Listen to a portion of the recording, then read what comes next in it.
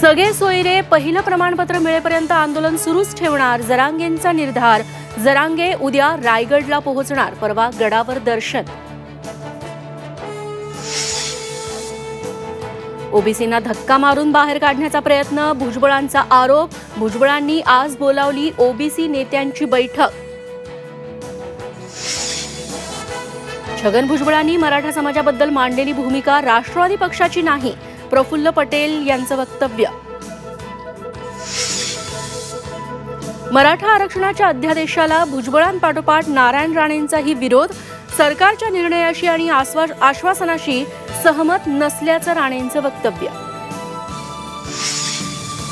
पहिलीपासून 10वी पर्यंत मराठीची सक्ती करा, कुणीही समोर येऊ देत, मराठीतच बोला, राज ठाकरेंची महाराष्ट्रातील जनतेला विनंती।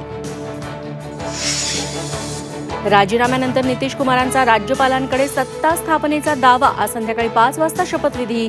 बिहारच्या नव्या सरकारमध्ये भाजपचे 2 उपमुख्यमंत्री असल्याची चर्चा।